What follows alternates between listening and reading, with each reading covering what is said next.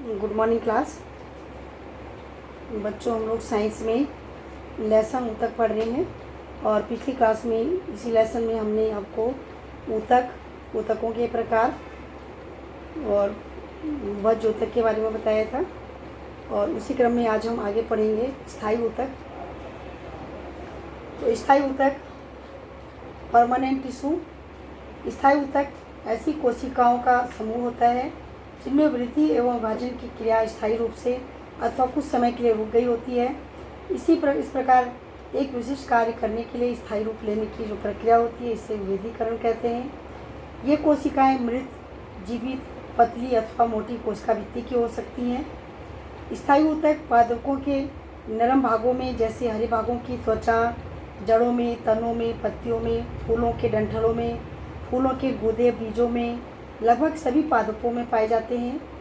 तनों एवं शाखाओं की वाहिकाओं में जाइलम और फ्लोएम का निर्माण भी स्थायी ऊतकों से होता है। स्थायी ऊतकों को पादप का आधारभूत या इसे मूल ऊतक भी कहते हैं, क्योंकि यह पादप के शरीर का आधार होता है जिसमें अन्य सभी ऊतक संयोजित रहते हैं। स्थायी ऊतक दो प्रकार के होते हैं, सरल ऊतक और जटिल ऊतक। और स्थायी ऊतक में देखिए बच्चों, यहाँ पर एक क्रियाकलाप किया गया है। ये जहाँ पे देखिए पौधे के तना है, तने का सेक्शन जो है उसकी काट जो है सूक्ष्मदर्शी में उसका निरीक्षण किया गया है, जिसमें हमको इस प्रकार की संरचना दिखाई देती है। तो इसके लिए क्रियाकलाप करते हैं। एक पौधे का एक तना लेते हैं और उसके पतले सेक्शन काटते हैं और सभी सेक्शन को सेफ्रेनिल से संरंजित करते हैं। एक अच्छे से कटे हुए सेक्शन को साइड पे रखते हैं और उस पर ग्लिसरीन के एक बूंद डालते हैं और कवच स्लिप से उसको ढक देते हैं। और स्लाइड का जो निरीक्षण है वो सूक्ष्मदर्शी से करते हैं। तो सूक्ष्मदर्शी से देखने पर हमको विभिन्न प्रकार की कोशिकाएं इस तरह से दिखाई देती हैं। तो इसमें क्वेश्चन है, क्या सभी कोशिकाओं की संरचनाएं समान हैं? तो नहीं, क्योंकि सभी कोशिकाओं की संरचनाएं समान नहीं है, उनमें विभिन्नता होती है। ये क्वेश्चन है कि कितने प्रकार की कोशिकाओं को देखा जा सकता है? तो इसमें हम पैरेन्काइमा, कॉलेनकाइमा, स्क्लेरेन्काइमा, ट्रैकोट्स, वाहिका, जाइलम, चालनी नलिका, साथी कोशिका, फ्लोएम, युवाज्योतक कोशिकाएं, इस तरह से हम लगभग 8 प्रकार की कोशिकाओं को देख सकते हैं। क्वेश्चन है, क्या हम कारणों को पर विचार कर सकते हैं कि कोशिकाओं के इतने प्रकार क्यों हैं? तो इतने प्रकार की कोशिकाएं जो हैं वो श्रम विभाजन के कारण हैं। विशेष प्रकार की कोशिकाएं एक विशिष्ट कार्य दक्षता से कार्य करती हैं। तो इस क्रियाकलाप के आधार पर हम कह सकते हैं कि तने के अनुप्रस्थ काट में विभिन्न प्रकार की कोशिकाएं जो होती हैं हमें वो दिखाई देती हैं। तो इसमें देखिए यहाँ पे जो ये ऊपर का जो निकला हुआ जो सिरा भाग दिख रहा है, इसको हम जो होता है ये ट्राइकोम कहलाता है।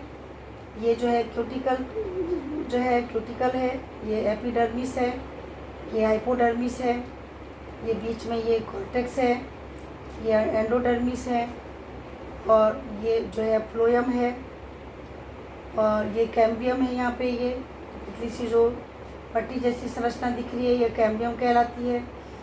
ये बीच में देखिए मेटाजाइलम है, ये छोटी जो संरचना है नीचे ये प्रोटोजाइलम कहलाती है।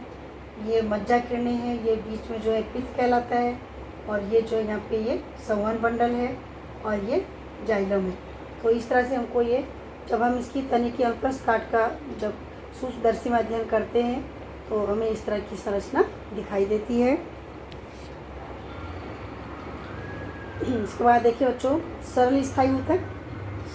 सरल स्थायी ऊतक, इनका निर्माण समान प्रकार की कोशिकाओं से होता है। ये ऊतक ऐसी कोशिकाओं के बने होते हैं जो संरचनात्मक रूप से और प्रकार्यात्मक रूप से समान होते हैं और सभी ऊतक जो है एक प्रकार की कोशिकाओं के बने होते हैं। सरल स्थायी ऊतक जो होते हैं मुख्यतः 3 प्रकार के होते हैं।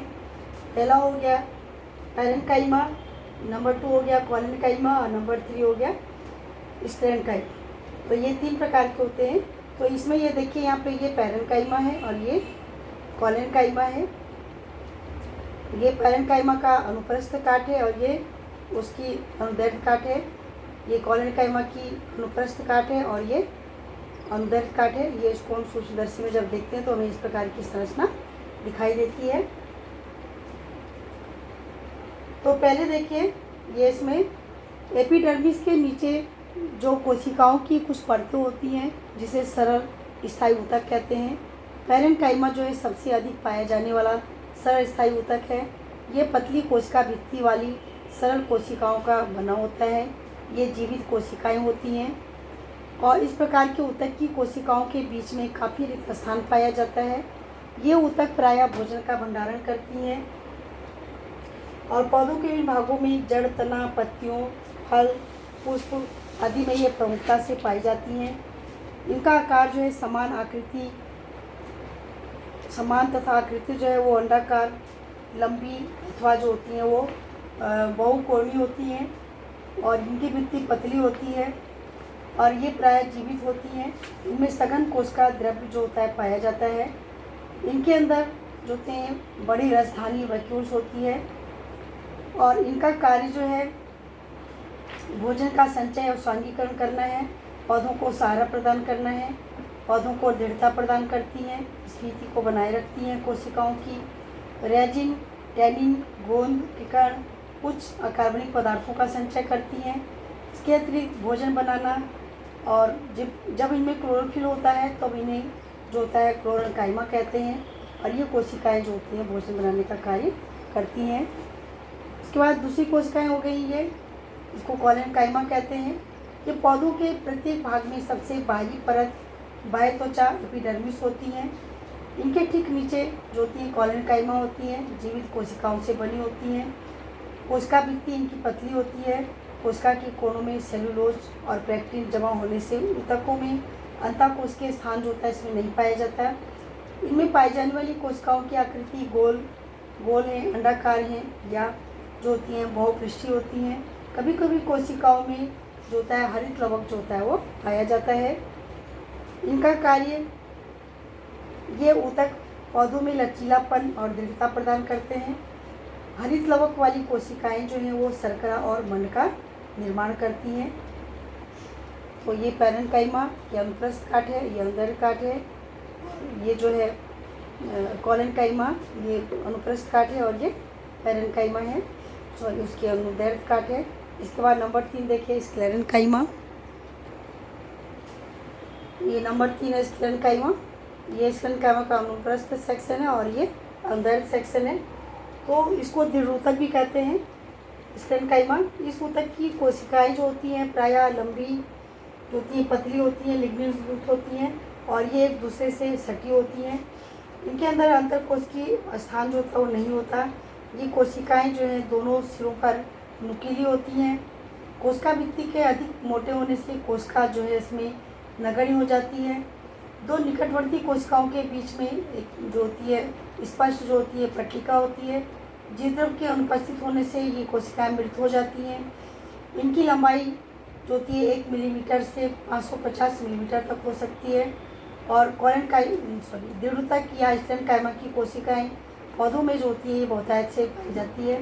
इनका कार्य, दृढ़ ऊतक का कार्य जो है पौधों में दृढ़ता प्रदान करना है।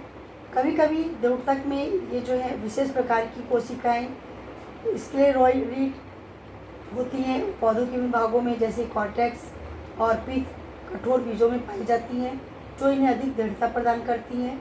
इनकी कोई निश्चित आकृति नहीं होती और ये मृत होती हैं। और ये इनका चित्र बना हुआ है बच्चों स्क्लेरेन्काइमा का, इसे दृढ़ ऊतक भी कहते हैं। अब इसमें देखिए एक क्रियाकलाप यहाँ पे किया गया है। तो ये रियो की जो है एक ताज़ी पत्ती लेते हैं और इसको जो है दबाव लगा करके इसको तोड़ लेते हैं। इस तरह से तोड़ते हैं कि पत्ती का छिलका जो है वो अलग निकल जाए। इस छिलकों को अलग करके जल से भरी हुई एक पैटी डिश में रखते हैं। कुछ बूंदें इसमें सेफ्रीनिन विलन की डालते हैं। कुछ समय के पश्चात लगभग 2 मिनट बाद छिलके को हम इसकी स्लाइड पर रखते हैं और उसको धीरे से कवर स्लिप से ढक देते हैं। उसके बाद इसको सूक्ष्मदर्शी में देखते हैं तो हमको ये इस तरह की संरचना जो होती है इसमें दिखाई देती है। तो यहाँ पर देखिए ये ये जो दिखाई दे रही है यहाँ पे पत्ती, देखिए ये रक्षी कोशिकाएं कहलाती हैं। ये जो दिख रही हैं ये रक्षी कोशिकाएं हैं। और ये जो होता है हमारा यहाँ पे ये एपिडर्मिस कोशिका है। ये एपिडर्मिस कोशिकाएं कहलाती हैं इसकी, ये वाली। और जो ये दिख रही है यहाँ पे ये जो होती है स्टोमेटा, ये जो स्टोमेटा होती हैं ये, और इसके अंदर जो होती है यहाँ पे ये रक्षी कोशिकाएं हैं।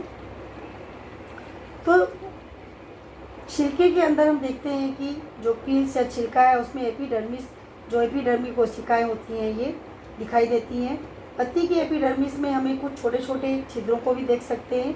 इन छिद्रों को स्टोमेटा कहते हैं। जो बीच में बना हुआ है ये स्टोमेटा कहलाता है। इसके बीच में ये छोटी दिखाई दे रही छिद्र के रूप में। स्टोमेटा में 2 वृक्कीय आकार की किडनी शेप्ड की कोशिकाएं जो होती हैं इनको घेरे हुए रहती हैं। और ये कोशिकाएं, ये देखिए यहाँ पे इस तरह से रक्षी कोशिकाएं, या इनको गार्ड सेल्स कहते हैं।